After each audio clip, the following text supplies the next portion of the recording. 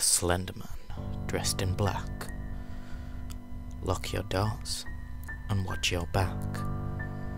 Pale face with no eyes, that means you're going to die. Tall and scary, he's watching you. Please know that this is the truth. A tall, pale Slenderman. A Slenderman with no face. Picks you up without a trace. Big long arm. Try to run, you won't get far. When he's around, watch for static. Your feelings will become erratic. A faceless, long Slenderman. A Slenderman who's everywhere, watching you, without a care. No one knows where he went, or where you go. He looks at you, through the window. Run, but he will be there too. A watching, careful Slenderman.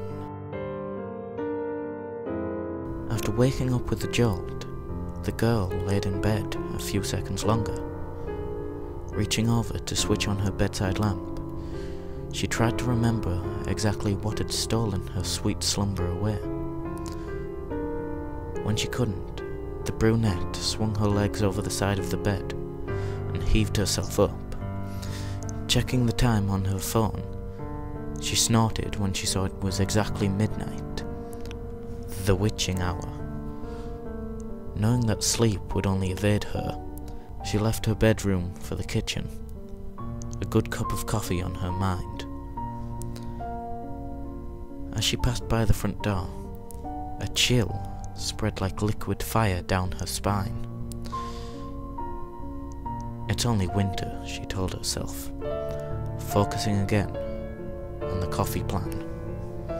Measuring out scoops of water and preparing her cup kept her occupied. But as the dark liquid boiled, she had nothing left to keep her mind from wandering off.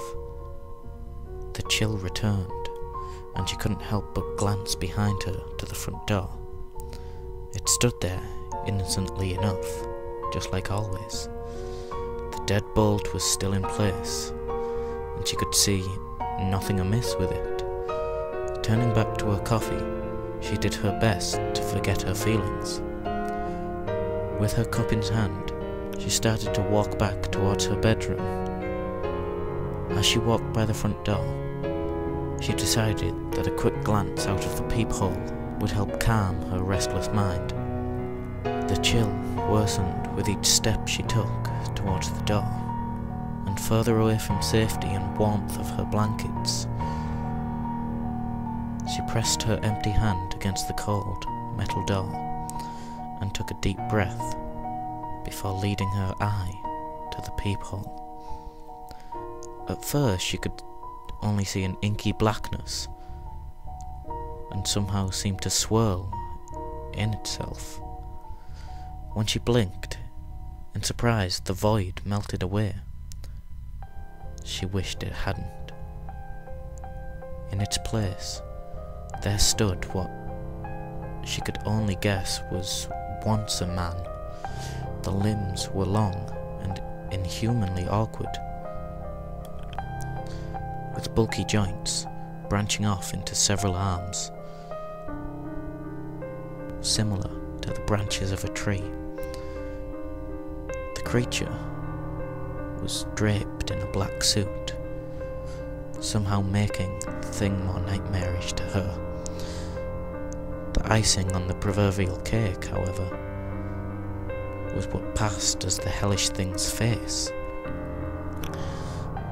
It was as though her mind blurred the ghastly visage to spare itself further shock and horror. She shoved herself away from the door with the hand still pressed against it. The scalding mug of coffee fell, the liquid burning her bare legs as she fell backwards and tried to crawl away from the door. She knew, somehow, that her mind hadn't been playing tricks on her. As she crab-walked away from the door, she watched as the tendrils as black as the void she saw at first snake around the cracks. The girl was trapped between the instinct to flee and the gut feeling to not turn her back on the door.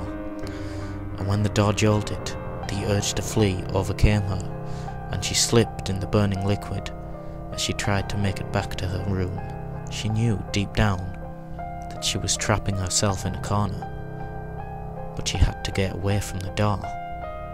The girl was halfway down the hallway when she heard the previous locked door creak open. She screamed and slipped into a wall, cracking her chin on it and stunning herself. After that, there was only blackness.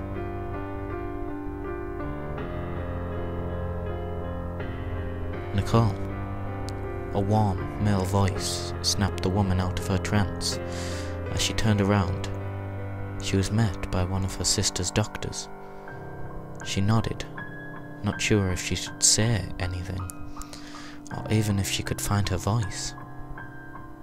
Before they had even let Nicole see her, the doctors had pulled her off to the side and insisted that they talk to her about what might have happened.